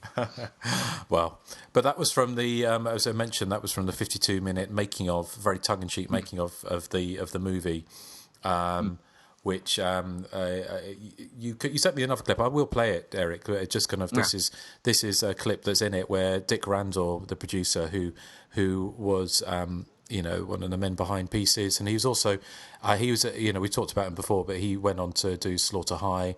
I've heard some real stories about Dick Randall, which I can't repeat on the podcast, unfortunately. But he did lots of stuff in Italy. He did I think was it Naked Girl in the Park, or a couple of giallo. He did the French Sex Murders, and also the Wild Wild World of Jane Mansfield as well. So he's and real For Your Height Only. For Your Height Only. Wearing that very short guy as James Bond type person. Weng or something, wasn't it? So, yes, that's it. Yeah. Yeah. So I mean, what a character! And he's actually in the movie. Did you spot him in the movie? I did. I think because it's mentioned. They show him in the behind the scenes where his cameo is, but I can't remember. Well, he's right at the beginning in the party scene, and that's the other thing I forgot to mention. When Belinda's character's father gets killed on the kind of runway, this very very short runway, as Santa, and he's kind of speared from behind, as it were. And I loved the fact that everyone just looked either in shock, or everyone just looked as if like somebody had dropped a plate of vol au vents or something on the floor. Because nobody looked particularly, nobody was screaming or anything, were they? It was just like the Santa Claus speared on this runway, and everyone just looked slightly nonplussed by it, which I thought was hilarious. But Dick Randall was kind of he's kind of, if you've ever seen a photo or a picture of Dick Randall, he's kind of like, he's like a sort of, I don't know what you describe him as, like almost like a 50s throwback, isn't he? He's quite a sort of big bloke with a moustache, and he's always chomping on a cigar. He's almost like the comedy, Orson Welles type. Orson Welles, or kind of what you would imagine like a sleazy kind of 42nd Street producer to be like, because he's in he plays the producer in Slaughter High, doesn't he? Carolyn Monroe's producer. Is he in Pieces as well? I don't know if he's in Pieces, actually. I'm not sure. He's in the French Sex Murders again. He's kind of like wearing a kind of Moroccan hat in the brothel with Barbara Boucher. So, he's kind of I kind of lost my train of thought really. But Dick Randall's got a very interesting character. So that the behind the scenes thing, that's all right. I was going to play this clip, which is very, very Dick Randall. Are you Mr. Randall, the producer? Yes. Well, all we can say is, don't open till Christmas. I thought we had the shot without the brass. We have, but you said Steve wouldn't like it. It's not Steve, it's the censor wouldn't like it. So that in that scene that where they go don't open till Christmas, it's these two sort of models, and they open their Santa coats to reveal they're just wearing bikinis underneath. Or in the there's another version where they're not wearing bikinis underneath. Yes. Yeah. So, yeah. I didn't have time to watch the whole 52-minute thing again, but it was. One thing, a question I had was, because I've seen everywhere I've seen, it was saying, because obviously it's a very troubled shoot, and it was saying that it was shot mostly in August of 1982, and it didn't look like August of 1982 to me in anything, unless August happened to be very chilly in 1982, and I don't remember it. Yeah, and like there's scenes where it looks like it was being filmed around Christmas, because you see sort of decorations in the background, and unless they managed to sort of dress shops and that to look like it was Christmas, which they just wouldn't have had the budget, would they? And Dick Randall would never have spent the money on that, I don't think. So it's kind of like there's the market scene, isn't there, where the main character and his girlfriend they're playing a flute and they're busking, and that everyone's in big overcoats, and it would have cost huge amounts of money to sort of fake that, like a big bustling market of Borough Market with everyone wearing overcoats and woolly hats and stuff. So there's probably more of a story to say about this film, but should we go into a bit of background? Do you want to? Yes, let's. Nathan, do you have any background for us? No. Joseph, do you have any background for us? No. Justin, do you have any background for us? Well, I have got some bits. Dick Randall and Steve Manassian wanted to repeat the success of Pieces, and Steve Manassian, he was kind of, I think it was, am I right in thinking he was one of the backers of the Friday the 13th films, or Friday the 13th? Yes, he was, yeah. Mm-hmm. So this was the kind of, when they said brought to you by the people who made Friday the 13th, what they're really talking about is the person who one of the people who put the money up, so not any of the talent necessarily. No. Dick Randall had just moved to London after being in Rome for kind of many years. Edmund Purdon, who was in Pieces, who was kind of, he was in originally, we've spoken about him before, because he was also in Absurd, wasn't he? He was the priest in Absurd, is that right? He is, yeah. That was right. So he kind of, he started, he was a big 50s, well, not big, but he was a relatively successful 50s matinee idol in kind of big biblical epics. And he kind of fallen on hard times, I kind of guess. Actually, he said he would only appear in this film after being in Pieces if he could direct it. And apparently it was a complete disaster. And he said that there's a kind of bizarre monologue, isn't there, in that 52-minute documentary, where he says that he had a real interest in horror movies or horror ever since his fourth wife tried to kill him. Yes, by trying to electrocute him in the bath with a hairdryer. Yes. But apparently he was a complete disaster. Well, hell, if he had 4 wives, he probably deserves to be killed. I mean, if he can't hold on to a wife, he's probably an asshole or something. Yeah. But he was complete disaster. The other thing in the 52-minute documentary as well is there's a very lengthy kind of episode where it shows him directing the Peep Show scene with a completely different actress. Who's not in the movie at all. And I felt really sorry for this actress because she was going, maybe this will be my big break. Maybe this acting's really for me. And then she does this whole kind of monologue and does all the thing, and it looks much even cheaper than it actually looks in the finished film. And all of that she was cut and recast with Kelly Baker. So stop that. Sorry. So she was recast, so she wasn't in it. And also I noticed other things in there as well. There was like quite gory throat slashing, which isn't in the movie, but one of Santa's having their throat cut. Which is kind of quite odd. Let's have a look. Sorry, Eric, did you want to jump in here? Because I don't want to use up all the background. Well, if you want, yeah. As you say, the film had a troubled production history. Edmund Purdom was, by all accounts, not a talented director, and he quit as a director, or he was fired. I couldn't get clarification on what happened, but he was replaced by the writer Derek Ford, who had a track record in directing, mainly on those cheeky 1970s British sex comedies you were mentioning, which might be where it gets that look from. So he went on to have an uncredited director credit on Blood Tracks as well, believe it or not. And he appears as one of the murdered Santas in the film. He lasted 2 days directing on Don't Open Till Christmas, and he was replaced then by the editor Ray Self, and he completed the directing with Alan Birkinshaw, who was the director of Killer's Moon, Invaders of the Lost Gold, and the 1989 Mask of the Red Death, which I still haven't seen, but you guys say it's quite good. He came in to rewrite some parts of the script under the alias Al McGowan. So, as you said, the film had a very protracted shooting history. The makeup was done by Giuseppe Ferranti, who was obviously an Italian effects artist. He'd worked on Nightmare City and Cannibal Ferox. And you can kind of see sort of that Italian gore influence in the effects when you watch them. As you mentioned, there's some deleted scenes that are mentioned in the behind the scenes documentary. There's one where Santa gets electrocuted by some Christmas lights and the Christmas tree is set on fire. That doesn't appear in the final film. There's another deleted scene involving a Margaret Thatcher impersonator. I don't know if that was shot deliberately just for the behind the scenes documentary or if she was going to be making a guest appearance, because I think it's the same woman who did the Margaret Thatcher impersonation for the end of the Bond movie Free Your Eyes Only in 1981. What else do I have here? It was released on December the 19th, 1984, about a month after Alan Lake had committed suicide. He is the actor who plays Giles, and he was the husband of the late Diana Dors as well. It was released by 21st Century Film Corp, who had also released Scalps and The Slayer. So it was in cinemas about a month after Silent Night, Deadly Night had been released in the States. So as Justin said, I'm surprised it didn't get, picketed, or it wasn't suffering maybe it did. I just don't recall any fuss being made about Don't Open Till Christmas at the time anyway. The other thing is Carolyn Monroe, of course, makes her pop video appearance 2/3 of the way through the film. The film sort of stops for her to perform on stage. She had actually tried to launch a pop career at the time. She'd released a single earlier in 1984 called Pump Me Up, which was produced by Gary Newman. And this was this was a sort of a follow-up song that she'd co-written herself called Warrior of Love.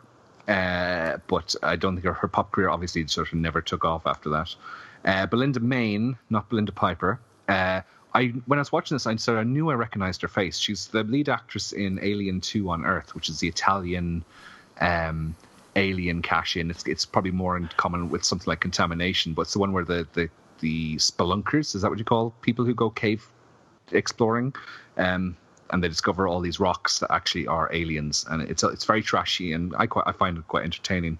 But she went on to success. She had a sort of a minor role in a few episodes of Doctor Who, and now she does the convention circuit for that. I think that's all I have for the moment, Justin, if I can hand it back to you.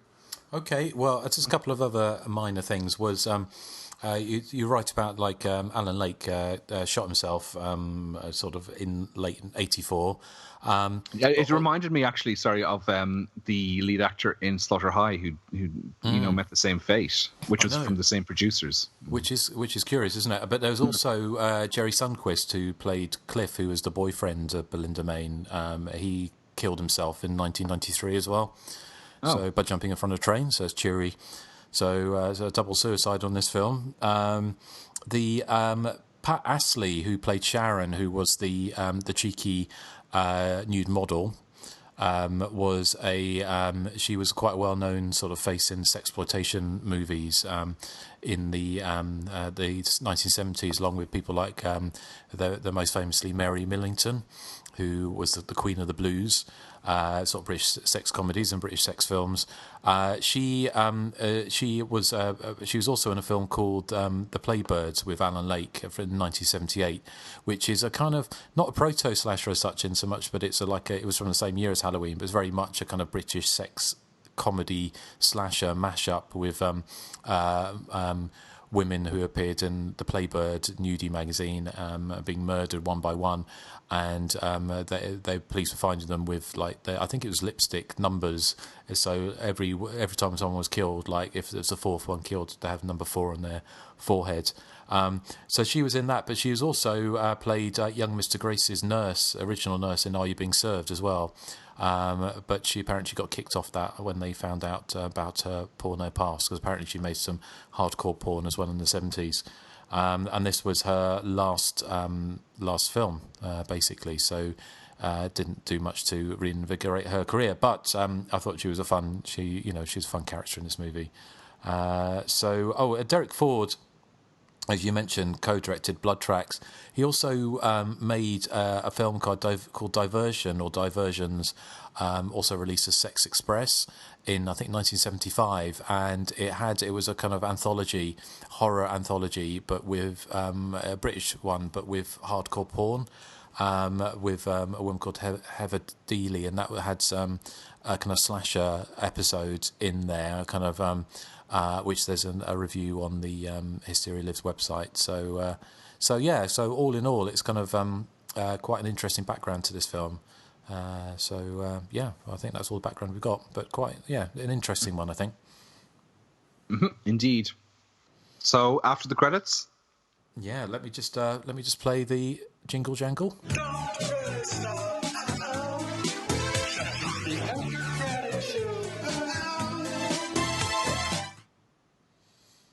Okay, so you guys know what happened at the end of this movie. There was an explosion. Yes. Mm-hmm. It's very climactic. So, yes, very. So I'm thinking after this, first of all, I think that Sherry, the experienced girl, survived because we didn't see her die. Well, no, I think it's obvious she survived, yeah. Yeah, I mean, I just don't see that they would have killed her off. And so I think that she probably went back to the peeping booth for a while, but I do think eventually she got her degree and lived a very fulfilling life afterwards, hopefully in a house with reinforced glass. Double glazing. And I truly just want to believe that Edmund Purdom survived the bomb blast and, went back to teaching at that Boston college. I think his chair was probably quite damaged. I hope it wasn't an antique. Oh, that would have been bad. What do you think happened, Eric?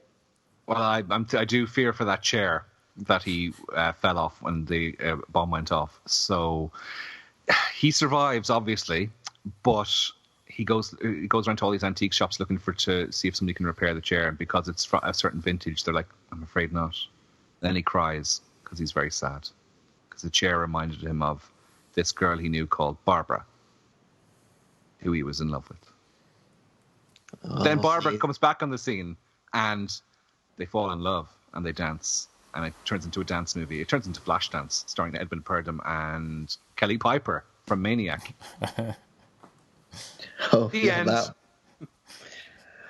Well, I like the it's very dramatic. Your version's very, heavy on the romance angle. What about you, Justin? Well, I'm just wondering actually because I think when Edmund Purdon gets blown up, or not really blown up, what happens is there's a flash, and then he goes in slow motion, falls off a chair, and they stuck a bit of what looks like a bit of dog food to the side of his face as he goes over. I'm trying to think. I think he probably would have survived, but now he's hideously mutilated and sort of like a horribly disfigured face. Because obviously that kind of dog food on the side of his face, that he would have gone after Kelly Baker, and she would have changed her name to Kelly Piper under the witness protection scheme, and he would have found her, and the next Christmas he would have tracked her down, and he'd be dressed as Santa, and he'd be going after. So that's what I would. So it would be a role reversal. It would be Santa doing the killing. Part 2. Mm-hmm. That could be the part 2, the sequel that never was. I wonder if it would do a Silent Night, Deadly Night and just have tons and tons of footage from part 1 in it. As Dick Randall, it probably would, yes. Yeah. Yeah. Saves money. Joseph? Unfortunately, I don't think he survived. I think he was blown. I think he was blown to pieces. I'll see what you Clever. Is that your joke of the week? Yeah. Good.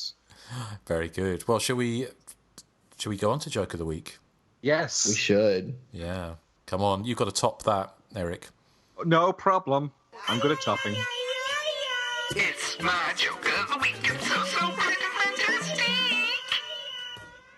Well, as we heard in the behind-the-scenes information there, the production on Don't Open Till Christmas was a complete catastrophe. They should have guessed that because it was directed by Edmund Purdon. Oh, dear. I love it because I was hoping you would do a joke about purr. So I love it. There we go. Oh, that was pretty I good. It too. That Nathan, wasn't. see?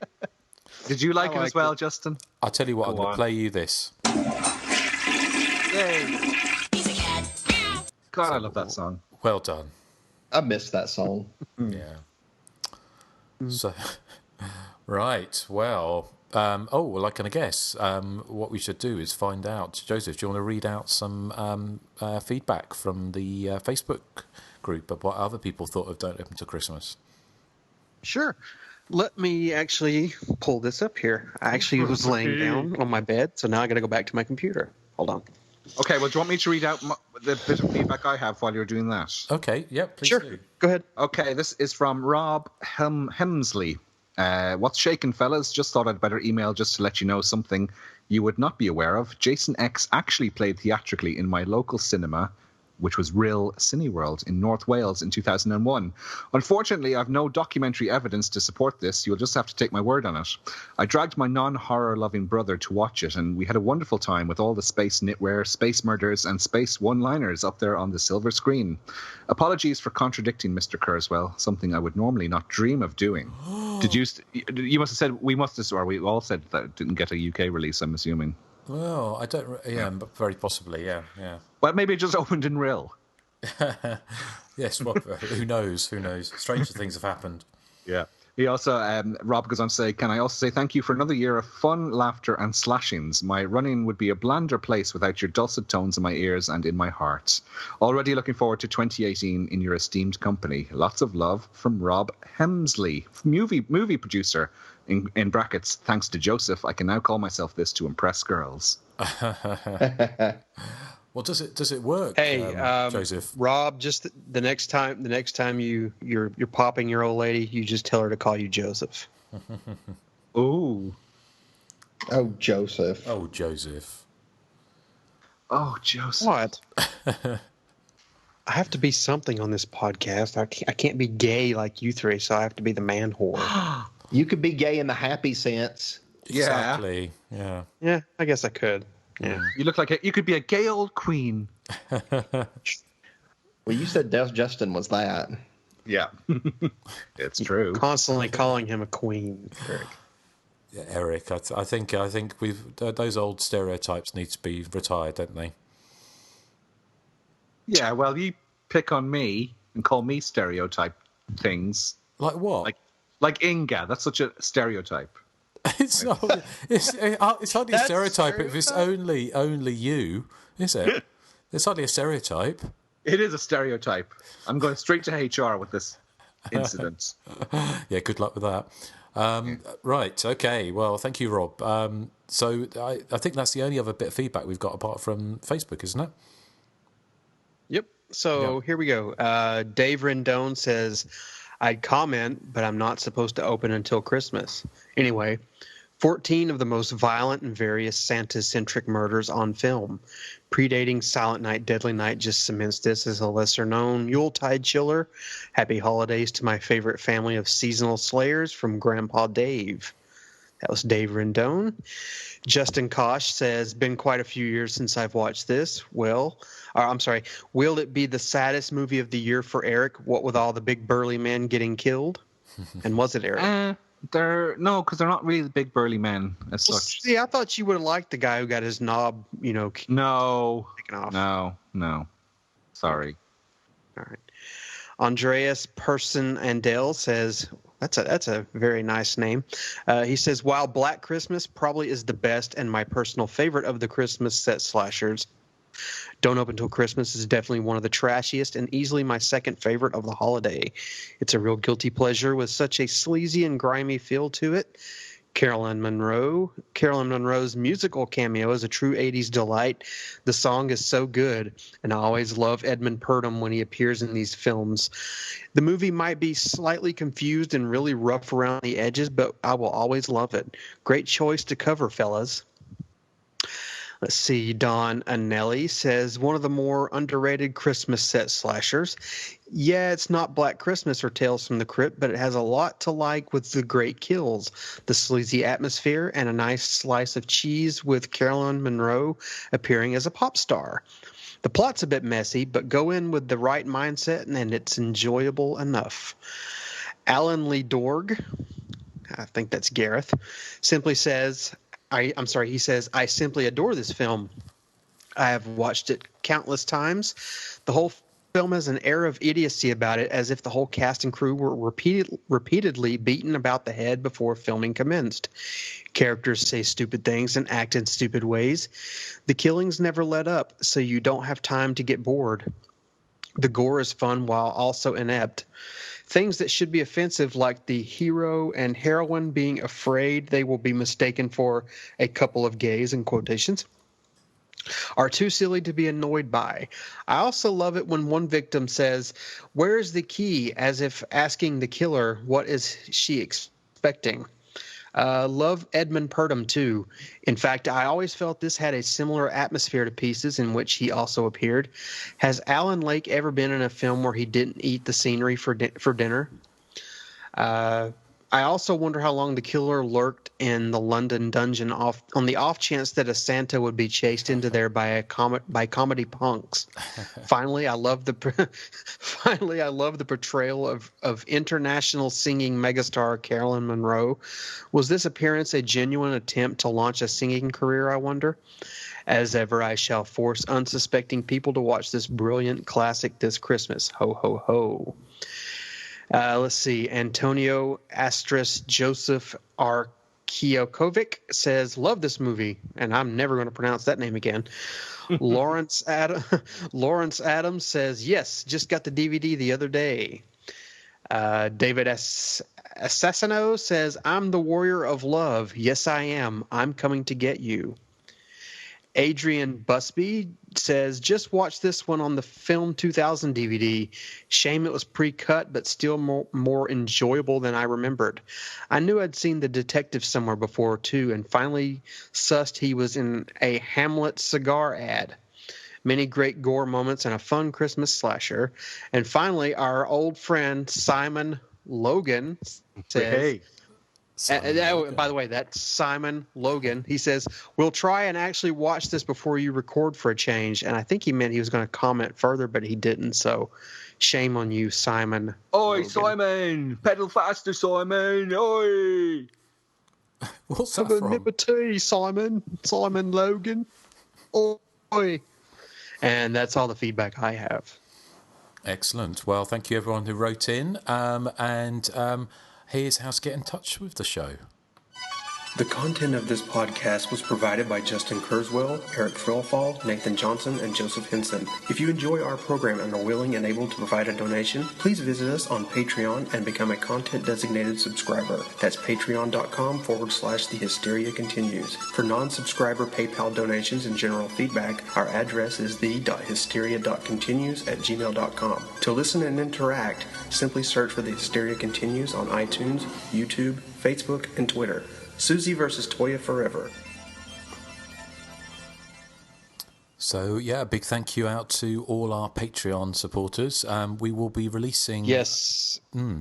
Oh, sorry. Yes. I was just going to say, just as a reminder, we will be doing a drunk cast once we hit 100 subscribers. We're only 17 away, so... Yeah, so if you haven't already subscribed, and also we've got our Flesh for Frankenstein podcast, mini podcast coming up, which is a little bit longer than usual, actually, wasn't it? I think it's about 45 minutes. So yeah. You know, and that's right up Nathan's alley, as we. It was right up Nathan's alley. It was.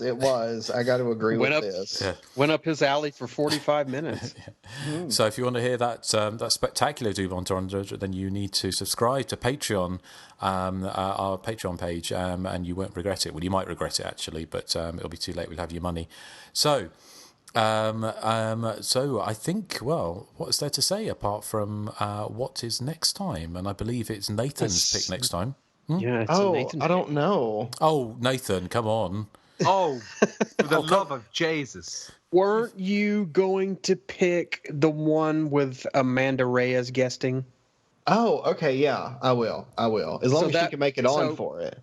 Yeah, she said she probably will. So if that's the case, then our first pick of the new year would be the Centerfold Girls, which is a listener pick, Michael Alishan, I believe. Okay, well, that one, if you want to familiarise yourself with it, there's a review of that on Hysteria Lives. So, and you should be able to find that film. I presume it's out, but yeah, it's a great little 70s proto slasher. Okay, well, thank you for listening, and I hope you all have a very merry little Christmas. So, anything you'd like to say to our listeners, Erik? What your Christmas wishes? What would you like to say to our listeners? Peace on earth and goodwill to all men. Oh, that's beautiful. And a PlayStation 4. You need one so we can play together. I know. I want to play with you, Justin. Do you think you might get one for Christmas? Do you reckon Santa might come down the chimney and empty a sack for you? I can only hope. Okay. I don't have a chimney in my apartment. Well, that's even sadder, isn't it? I know.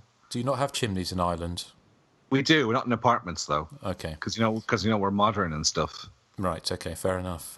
But, yeah, who knows? What about you, Nathan? What would you like to say to our listeners? I'd like to say that I want to reiterate, because I've said this before, but if you're listening to this in the year 3000, please bring us back to life, because being dead is unbelievably boring. Okay. All right, so thank you. And goodwill to every person out there. That's beautiful. So sincere. That's so beautiful. Oh, no, I meant it. I got my twister, my words twisted. Okay.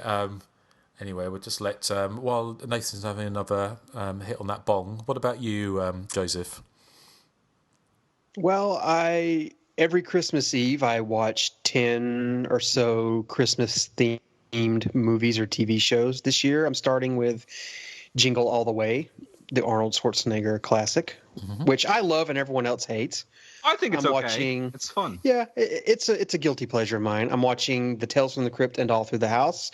I'm watching Lethal Weapon. I'm watching Tales from the Dark Side, Seasons of Belief, both Home Alone 1 and 2. I'm watching It's Always Sunny in Philadelphia's Christmas episode called A Very Sunny Christmas. Finally watching Die Hard 2, and then the big granddaddy of them all, Black Christmas. So I'm really looking forward to that on Christmas Eve.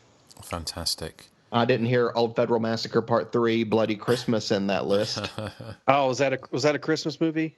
Yeah, because there's lights outside when they're getting killed. Yeah, subtitled Bloody Christmas. I seem to have blocked that from my memory. Well, then you need to experience it again.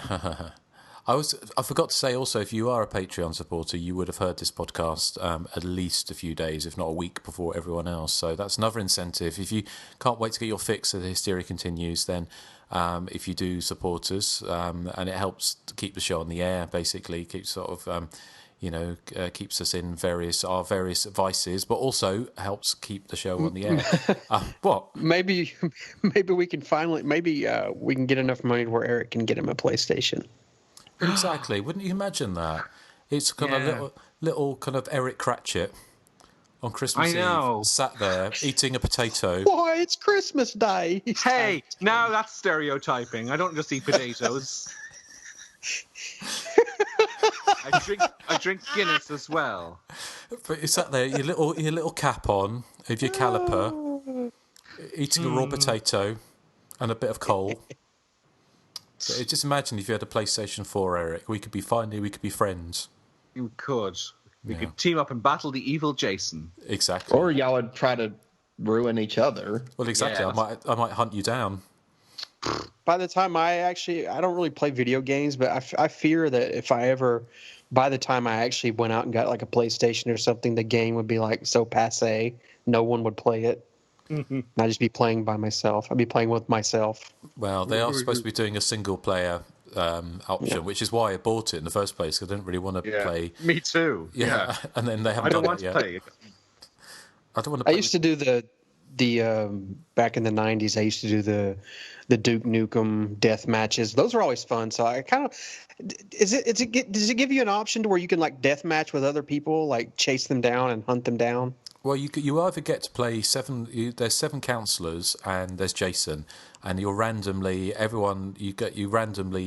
counselor or you're Jason. So like every once in 7 matches you're Jason, and then you have to hunt down people as Jason. If you're a counselor, then what you have to do is you have to try and get away from Jason. You have to run in, hide, get into cabins and hide under beds and stuff. Jason can hunt you down. Basically, you're playing against someone who is playing Jason. Is that correct? Yeah. That sounds like a lot of fun. I might have to invest in that. Yeah, the objective is, as Justin's saying, there's a car that's broken down, you have to find the components to fix it, or there's a motorboat and you have to find the components to fix that and escape. Or you need to find the phone, fix the phone, and call the police, and then they will come and rescue.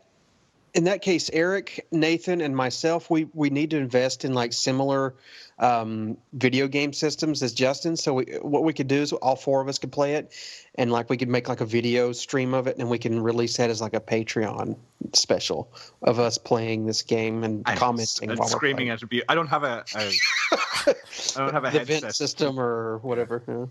Yeah, but we could. No, that'd be great. So there you go. That's what we were all wishing for Christmas. Fuck world peace. Yeah, exactly. So, okay, well, thank you for listening to The Hysteria Continues, and I hope you do have a happy, peaceful, and slashy Christmas and New Year. There's plenty to be coming from us for next year. Got more commentaries on the horizon, I think, and we should be able to announce some of those soon, hopefully.